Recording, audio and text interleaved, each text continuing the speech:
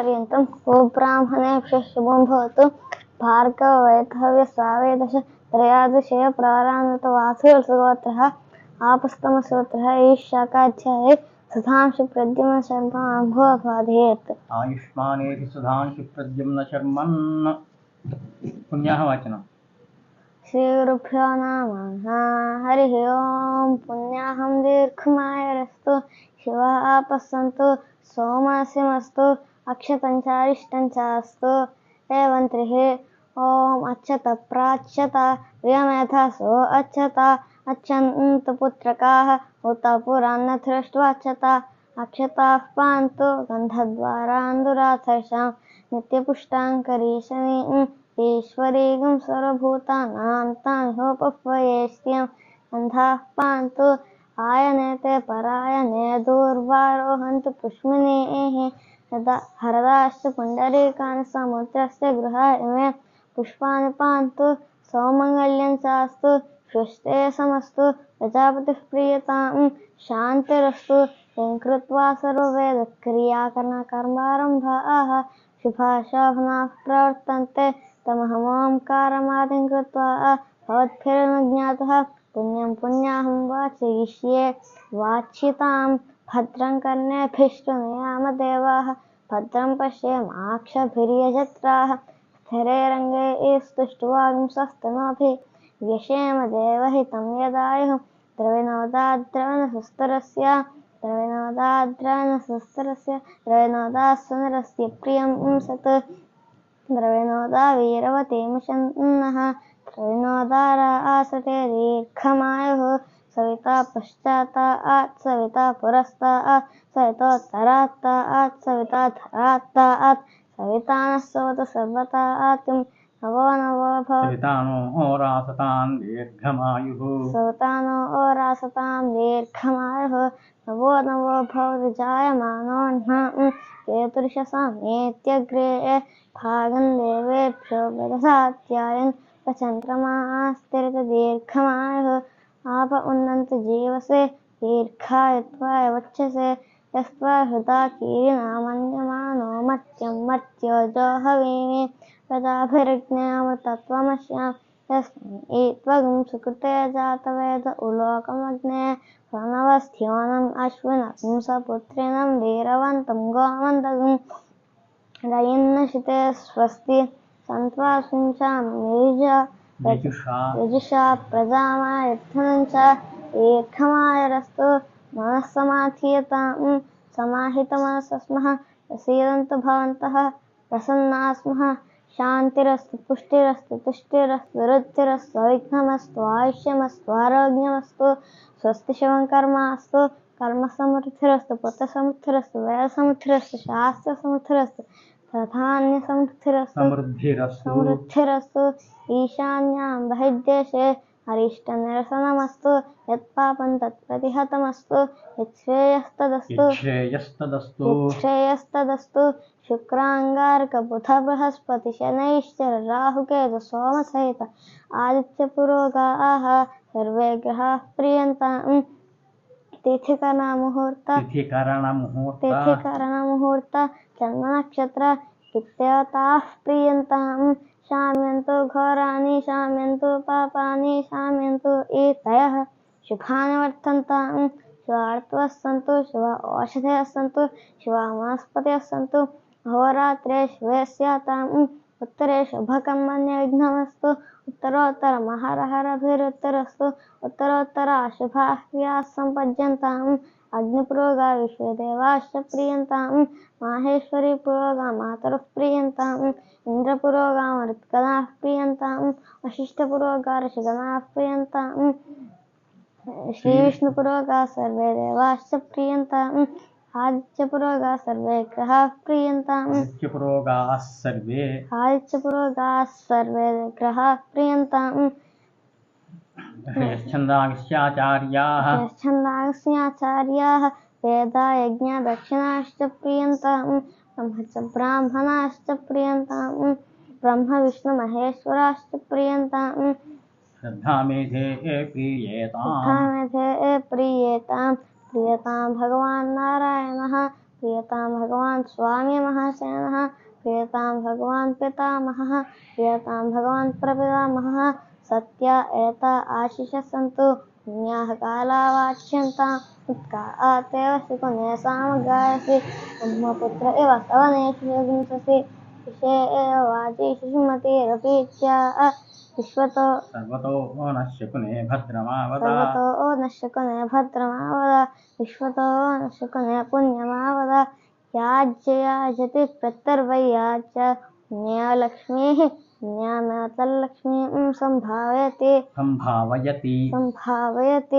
यत् पुण्यां लक्ष्मीं संस्कुरुते यत् पुण्यं नक्षत्रं तद्वट् कुर्वेत पव्युषं यदा वे सूर्य उदेति अथ नक्षत्रं नयति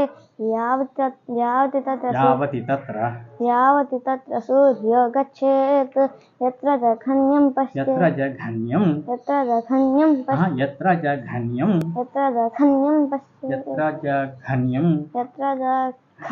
पश्येत् तावत् कुर्वेति यत्कारी स्यात् पुण्याः एव कुरुते तावत् कुर्वेत यत्कारी स्यात् तानि वा एतानि यमनक्षत्राणि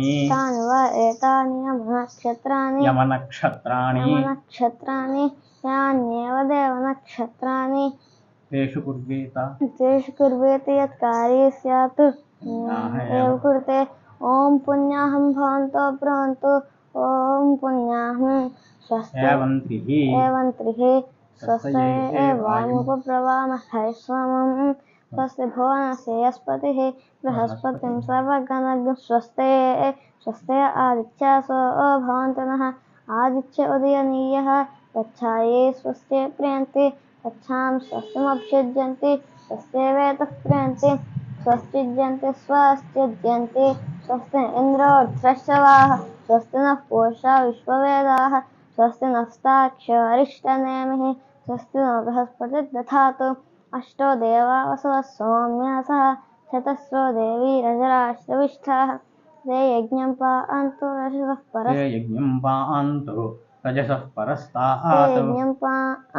रजसः परस्तात्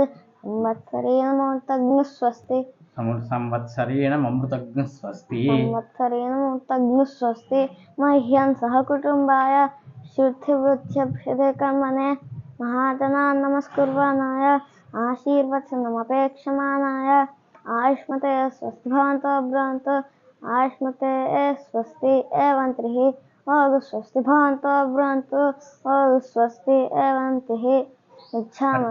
यच्छामस्तमं समयामवाजम् आनो मन्त्रं सरथेहोपयातं यशो न पक्वमधुवोष्वन्तरा भूतांशो अश्विनोः काममप्राह सर्वामृत्युमज्ञानति संवेतेजसेवा पुरस्तात् पर्यभवच्छिन्दोभिः मच्छतोऽक्षरेरुपृष्टात् गायत्र्या सर्वतो द्वादशहं परिभूयात् सर्वामृत्युमाध्नोति य एवं वेद अध्यात्महव्यैर्नमसोपसज्य निजं देवं यत्विधेयन्नो अस्तु नूराधान् हविषामर्थयन्तः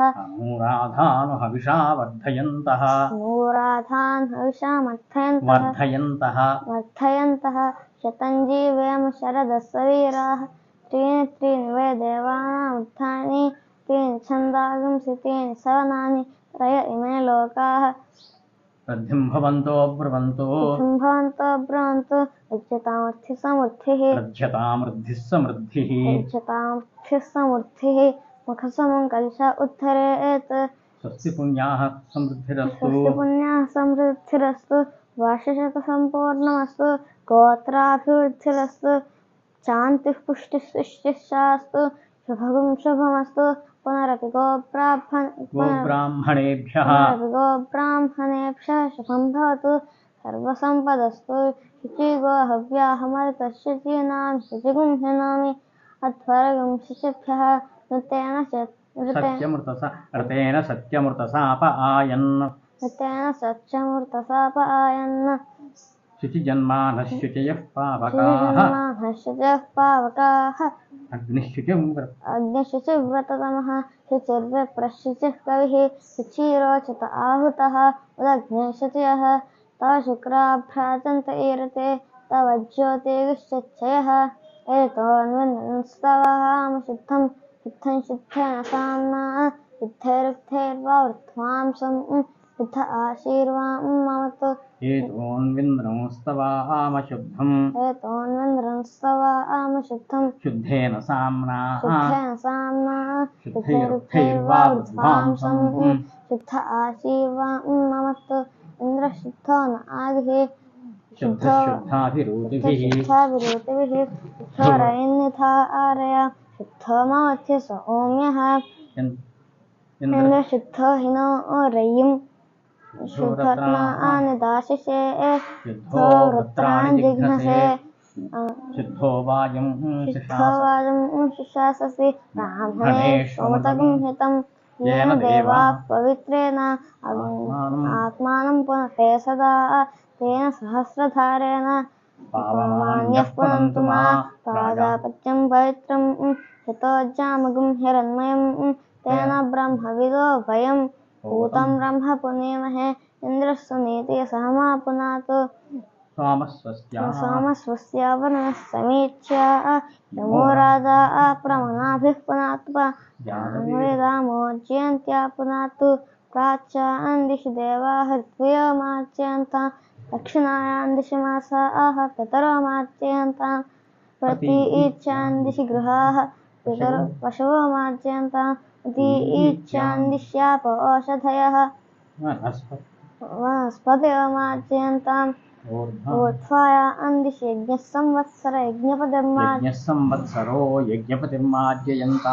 संवत्सरो यज्ञपतिर्मार्जयन्ताम् तेभ्यो ब्राह्मणेभ्यः नानागोत्रेभ्यः नानानामभ्यः श्रीलक्ष्मीनारायणो मामहेश्वरादित्य नवग्रहस्वरूपेभ्यः श्रीलक्ष्मीनारायणो मामहेश्वरादित्य नवग्रहप्रीत्यर्थं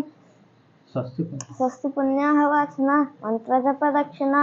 मनसोत्साहपरिमितहिरण्यं तुभ्यमहं सम्प्रददेत मम वास्तोष्पते प्रतिजानी ह्यस्मान् स्वावेशो अनमेवो भवानः यत्वेम हे प्रतितन्नो जुषस्व शन्न एथि द्विपदे चतुष्पदे वास्तोष्पते षड्मया सगं सदा ते सक्षेम हिरण्मया गातुमत्या आवह क्षेम उतयो केवलन्नः यूयं पात स्वस्तिभिः सदा नः वास्तोष्पते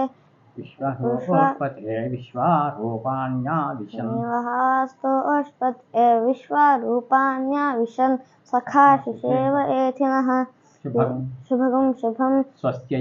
स्वस्त्यनन्ताक्षम् अरिष्टनेमिः महद्भूतं वायसं देवतानाम् असुराघ्नमेन्द्रसखं समत्सु बृहज्जुषो नावमिवारुहेम होमुचमाङ्गिरसङ्गयन् च स्वस्यात्रेयन्मासा चताक्षं प्रियतापानि शरणं प्रपद्ये स्वस्ति संवाथेष्वभयन्नो अस्तु शुभं शुभम् ॐ तत्सत् ज्योतिषम् अश्विनी भरणी कृत्तिका रोहिणी मृगशीर्ष आर्द्र पुनर्वसु पुष्यमी आश्लेष मघ पूर्वफल्गुनी उत्तरा हस्त चित्त स्वाति विशाख अनुराध ज्येष्ठ मूल पूर्वाषाढ़ उत्तराषाढ़ श्रवणं धनिष्ठ शतविषं पूर्वभाद्र उत्तरभाद्र रेवती अश्विनी कृत्तिकापादः मेषः कृत्तिकात्रयः रोहिणी मृगशीर्षार्थं वृषभः मृगशीर्षार्थम् आर्द्रपुनर्वस्वास्त्रयः मिथुनं पुनर्वसुपादः पुष्यम्याश्लेषान्तं कर्कटकः मघ पूर्वफल्गुनी उत्तरापादः सिंहः उत्तरात्रयः हस्तचित्तार्थं कन्या चित्तार्थं स्वातिविशाखात्रयः तुला विशाखापादः अनुराध ज्येष्ठान्तं वृश्चिकः मूला पूर्वाषाढ पूर्वाषाढः उत्तराषाढपादः धनुः उत्तराषाढत्रयः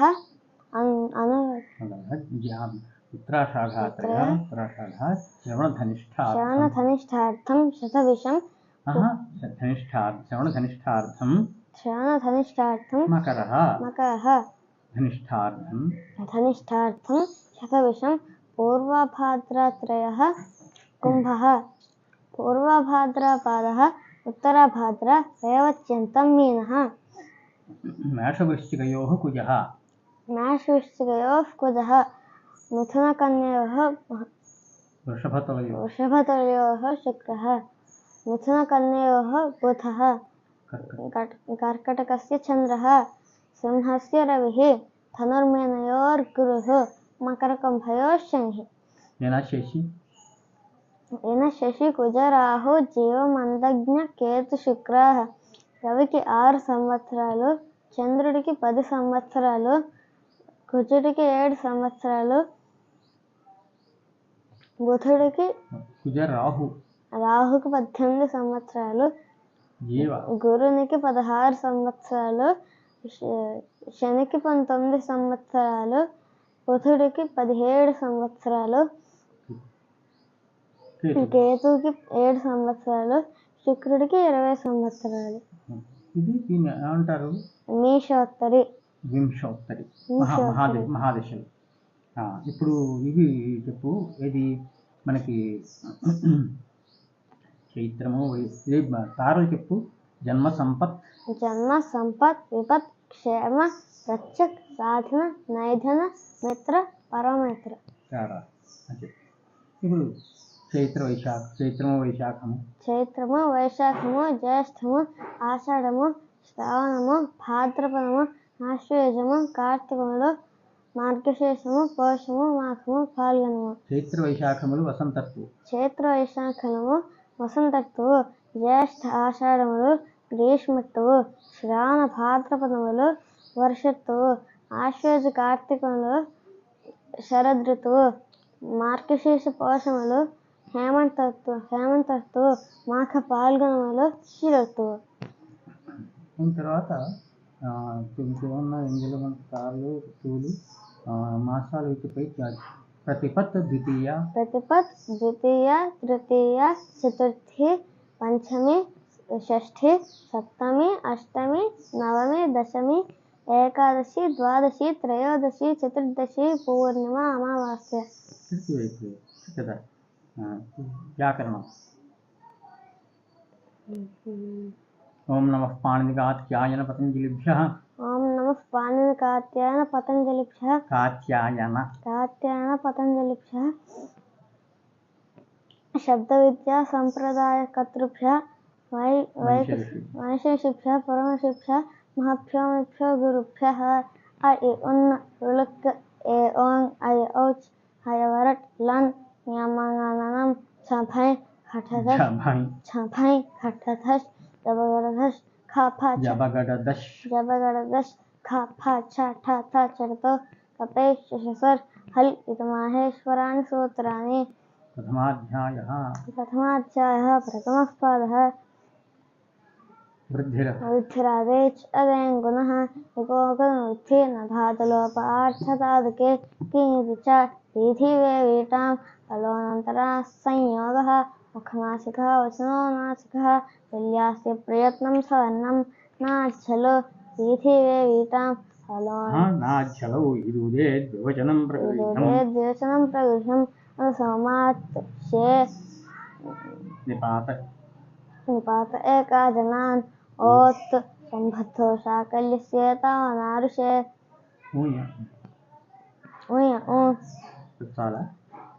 ఓం నమః పాణినికాత్యాయన పతంజలిభ్యః శబ్ద విద్యా సంప్రదాయకర్తృభ్యః వైశేషిభ్యః పరమేశ్వరేభ్యః మహాభ్యోమిభ్యో గురుభ్యః. అమరకోశః యస్య జ్ఞానదయా సింధోరగాధస్య అనఘా గుణాః सेव्यतामक्षरो धीराः सेव्यतामक्षयो धीराः सेव्यतामक्षयो धीराः शस्त्रियै चामृताय च समाहृत्यानि तन्त्राणि संक्षिप्तैः प्रतिसंस्कृतैः सम्पूर्णमुच्यते वर्गैः नामलिङ्गानुशासनं प्रायशरूपभेदेन साहचर्या च कुत्रचित् स्त्रीपुं नपुंसकं देवी दीपं नपुंसकं ज्ञेयं ज्ञेयं साहचर्य तद्विशेषविधेः क्वचित् तद्विशेषविधेः क्वचित्